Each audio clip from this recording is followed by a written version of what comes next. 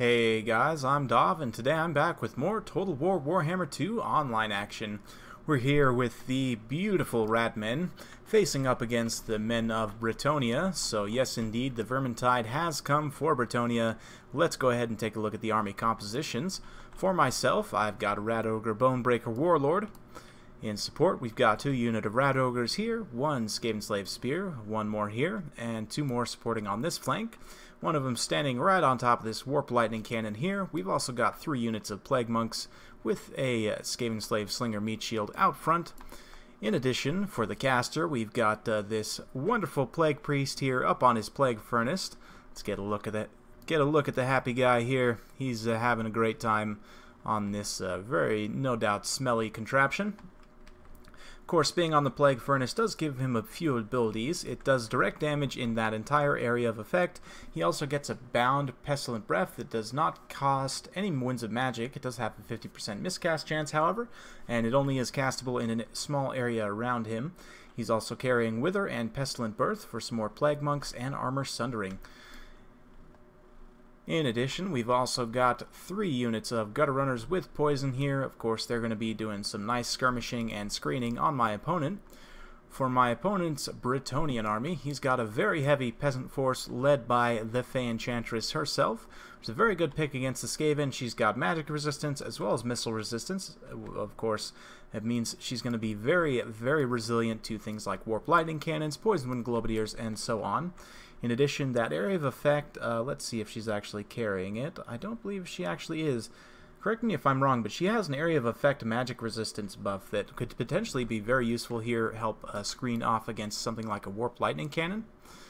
Anyway, in the front line, it's a heavy mix of peasants here. We've got men-at-arms, battle pilgrims, foot squires, another battle pilgrim here, another foot squire, another battle pilgrim, another foot squire. So 3 battle pilgrims, 3 foot squires alternating with men-at-arms on the flanks.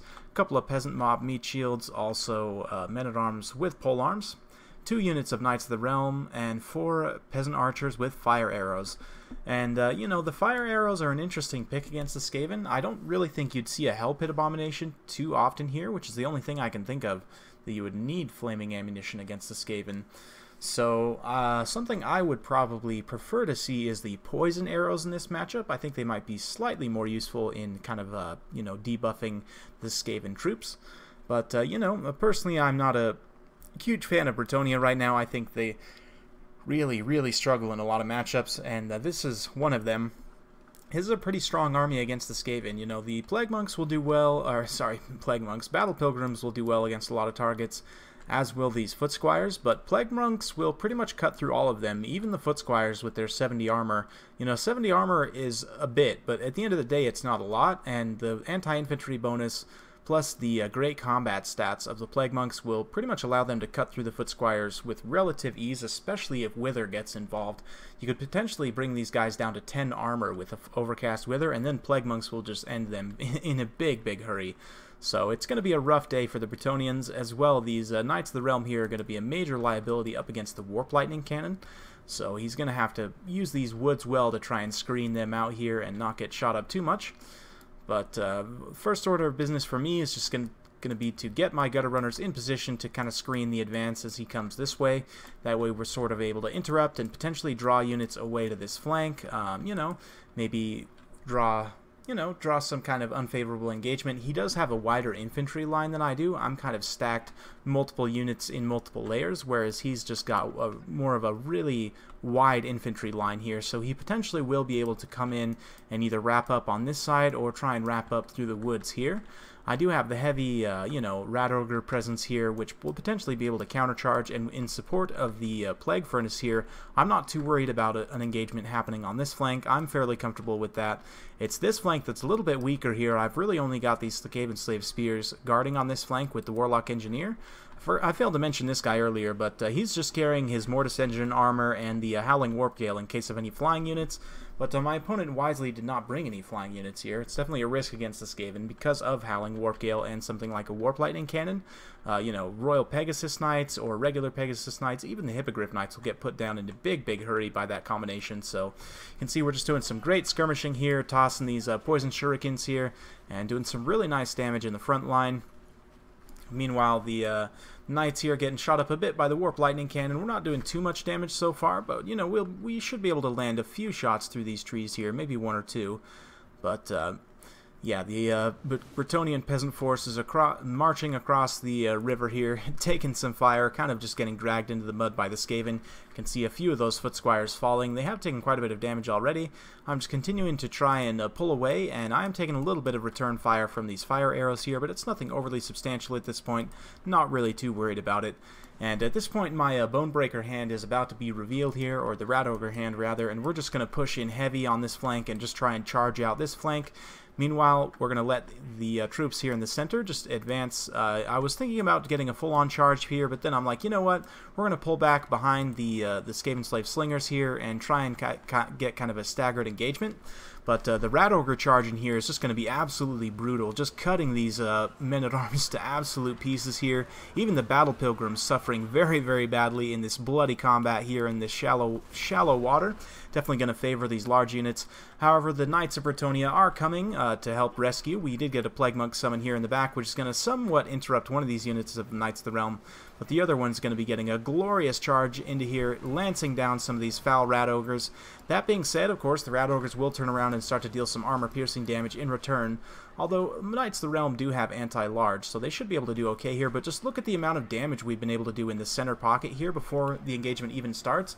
I mean, these Battle Pilgrims are pretty much done. These Foot Squires are half health. These Battle Pilgrims are pretty much done. This is all before the engagements even started. It's all just from these Skaven Slave Slingers and the Gutter Runners with poison here. So now my opponent's finally going to get the engagement underway here. And honestly, with how tattered these troops are, the Gutter Runners should be able to beat them. And here in the center, we are going to get the Plague Monks countercharging in, and they're going to be able to just cut up what's left of these Foot Squires here. And shouldn't even need to use the Wither, really, at this point, considering how tattered these troops are. My opponent's trying to fire in on this main line here, but his infantry is just taking so much damage at this point. His Knights over on this flank have been broken by this heavy Rat Ogre presence as well, although they were able to do quite a bit of damage, and I believe they actually routed off one unit, or are about to do so. You know, they're still taking quite a bit of damage. We've got the Plague Monk summon compromising these archers here. They're just really not able to fire. We got another Plague Monk summon over on these archers here, so these guys are going to be absolutely cut to pieces by these Plague Monks. Plague Monks will take a little bit of fire in the back from these archers here, but they'll be able to, you know, zone these guys out and get some good damage done in the meantime. Warp Lightning Cannon is untouched at this point, just relentlessly firing in. We do have some regrouped troops going to be pushing in back from this side. But at this point, I'm very confident in our chances. Balance of power is very heavily in my favor. You can see we've still got a few minutes of battle left, but at this point, it's pretty much already GG. Bit of friendly fire there. It wouldn't be Skaven without friendly fire, but the Fae Enchantress at this point is, you know, she'll do okay. She's got 300 weapon strength. She'll be able to zap some of these Rat Ogres here with her magic. But we have dispatched the Bonebreaker Warlord to come teach this lady a lesson over here. She's trying to heal up what's left of the Knights of the Realm here, who have managed to isolate this Plague Priest, but the Rat Ogres are coming to the rescue here. Wow, that Bonebreaker is a big guy. I didn't realize how much bigger he was than the regular Rat Ogres, but seeing them side by side there, holy cow. The polearms here that have been held in reserve, or perhaps they just regrouped from routing, are going to be trying to help out here, but some beautiful shots coming in from the Warp Lightning Cannon. No doubt some friendly fire, but at the same time, they're able to zap quite a few of these men-at-arms with polearms. You can see a lot of the Bretonnian infantry is in a general rout at this point, and a lot of them are actually starting to shatter. So we're just going to press forward and try and just continue to push the Bretonnian units off the field. Meanwhile, this regrouped force is going to come back here and try and get on this Warp Lightning Cannon, but thankfully I do have these Skaven Slave Spears still just standing around back here. They're going to be able to muck those guys up, and you know, they won't do too well. The Grail Relic here is getting cut down by the Warlock Engineer, and yeah, really tough matchup for Bretonnia. Honestly, most of the New World matchups, I should say, are really tough for Bretonnia. Even like Chaos now and Beastmen are both relatively tough. You know, a lot of the other old world factions they can kind of hang around with a little bit, but they're just really not in a great place right now. Like, I can't think of any engagements, or matchups rather, where I would favor Bretonnia. Maybe... No, I wouldn't even say the Greenskins now, because with the buffs to Black Orcs, they're going to have a really hard time cutting through them. So I'm not sure. What matchups would you guys favor Bretonnia in right now? Personally, I don't really like them in any matchup, to be honest. Like, there's some matchups that are pretty even, but there's no matchups, I would say, where they have a clear advantage.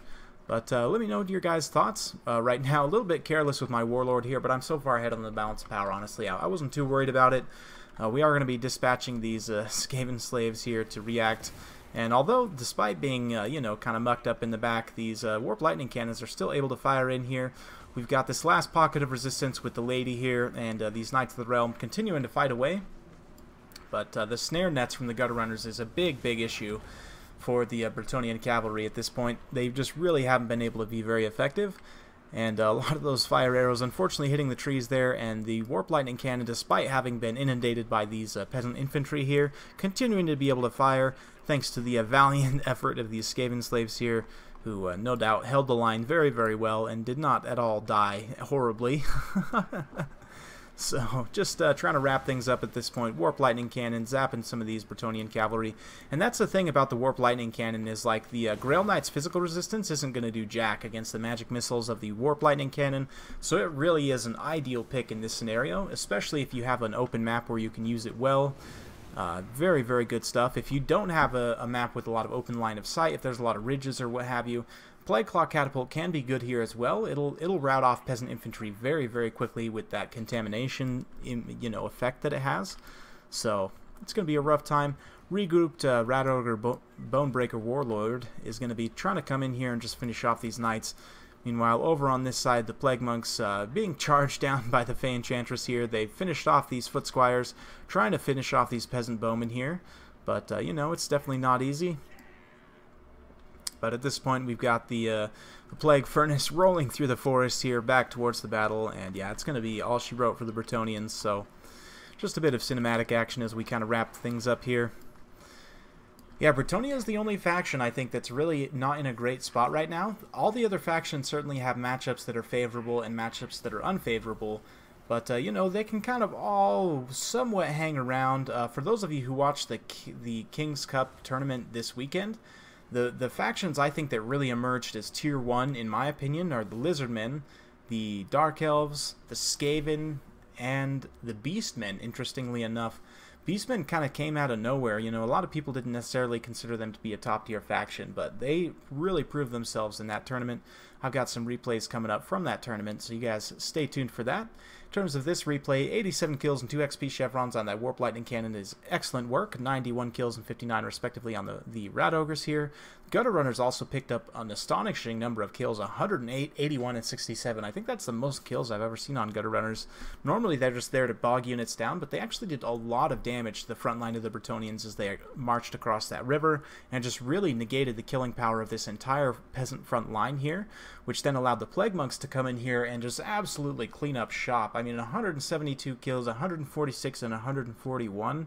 Those Plague Monks were completely uncontested for the most part. I mean, just cut the Bretonnians to shreds. Warlord only getting 18 kills, but doing a good job in kind of zoning out the Fae Enchantress there. That heavy Rat Ogre push with the Plague Priest there, who himself picked up 65 kills, and also summoned a couple units of Plague Monks that no doubt got quite a few kills as well. Very, very strong push there. This build is really hard to deal with. That double drain effect from the Warlock Engineer and the Plague Priest is good against a lot of factions. And yeah, the Skaven Slave Spears didn't even get used a lot in the battle, honestly. A few of them fought against those peasants on the side, but they weren't really needed too much in this battle. We had the tools to deal with the Bretonnians as we needed. So yeah, it's a tough matchup for my opponent. I do like this build. Personally, I like the poison arrows a little bit better than the fire arrows, but if you're afraid of a Hell Pit Abomination, the fire arrows definitely can be useful. But yeah, it's just a tough day for the Bretonnians. Hope you guys like this kind of content. If you do, like and subscribe. I'm keeping it coming with more every day, so stay tuned for more Total War Warhammer 2 content, and we'll see you next time.